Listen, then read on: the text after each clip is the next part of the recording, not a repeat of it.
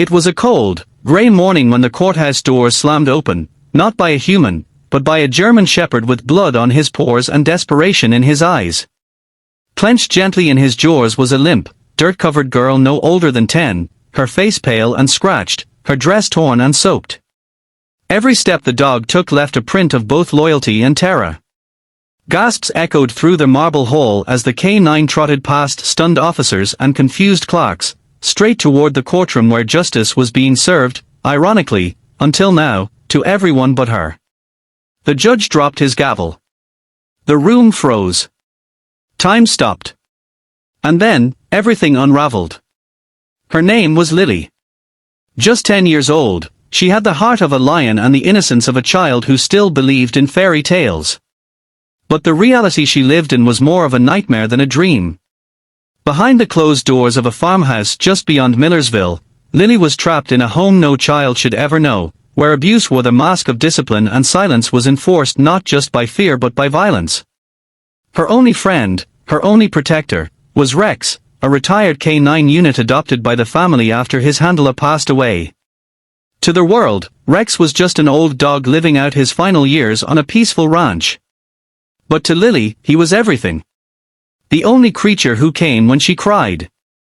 The only soul who shielded her when fists flew. The only one who stood between her and complete despair. What no one in town knew was that Lily had been trying to escape for weeks. Her stepfather, a once respected community member, had twisted his authority into cruelty, isolating her from school and neighbors. Her mother, timid, broken, and afraid, turned a blind eye. The bruises were explained away, the screams were muffled, and the lies were believable, until the day Lily tried to run. It was a stormy evening when Lily slipped out through a cracked basement window, mud clinging to her bare feet, heart pounding like a drum. She didn't have a plan, just a desperate hope that someone, anyone, would see her. But the escape was short-lived. Her stepfather found her before she made it past the orchard. The beating that followed was brutal. But Rex was faster. Old muscles reignited by instinct, he threw himself between Lily and the monster, teeth bared, eyes fierce. For the first time in years, Lily saw fear on her stepfather's face, not because of her, but because of Rex. As fists turned to kicks, Rex lunged. Blood spilled. The man collapsed. Lily was unconscious, but Rex knew what to do. He picked her up and ran. For miles through cold rain, thorns, and broken fences. Through back roads and barbed wire. Guided not by sight, but by loyalty. Rex knew where to go. He'd been trained to go to justice. And justice waited at the courthouse. When Rex stormed through the courtroom, chaos erupted. EMTs rushed forward. Lily was barely breathing. But her lips moved. The judge kneeled beside her, brushing hair from her blooded face. "What is it, sweetheart?" "I have proof," she whispered. The hospital bed became a sanctuary of truth. Once stabilized, Lily gave a full statement. Her voice was weak but her words were thunder. She spoke of nights locked in closets, of fists, of burns, of pain no child should understand. But she also spoke of tapes, recordings made in secret on an old phone Rex had once found buried in a drawer.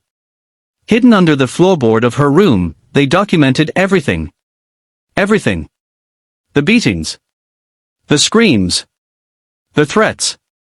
Her mother's silent sobs. Her stepfather's voice, chilling, admitting things no human should say. When the police recovered the phone, silence turned to outrage. The courtroom was filled again, but this time with fury. The judge listened. And he didn't hesitate. "Issue immediate arrest warrants," he declared. For the stepfather, for child abuse, unlawful imprisonment, and attempted murder. For the mother, for negligence and obstruction of justice. The bailiffs moved before he could finish. The trial became national news. But for Lily, justice wasn't about headlines, it was about healing. Placed in a warm foster home with a kind woman who had once been a nurse and always wanted a daughter, Lily finally slept through the night. Rex, despite injuries to his paw and ribs, healed beside her. Their bond, unbroken, only grew. But challenges remained. Nightmares woke her at times. Flashbacks made her flinch. And school was hard, not because of the work, but because of the memories. But Rex walked her there every day. Sat outside waiting. Watched through the gate. Always her shadow, always her hero. Lily started writing. Her journal became a mirror, then a window. Then, one day, it became a voice. 3 years later, Lily stood once more in that same courthouse, not as a victim, but as a guest speaker at a child welfare conference. Her voice was stronger now, her eyes fierce. I was just a girl, she said, but a dog believed in me when no one else did. If not for Rex, I'd be another forgotten name. I'm here because someone trained him to protect. Someone gave him love. And he gave that love to me.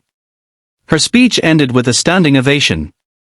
Rex, too old to stand by then, sat at her feet, head on her shoe. His tail wagged once. He passed away peacefully that winter, curled beside her bed.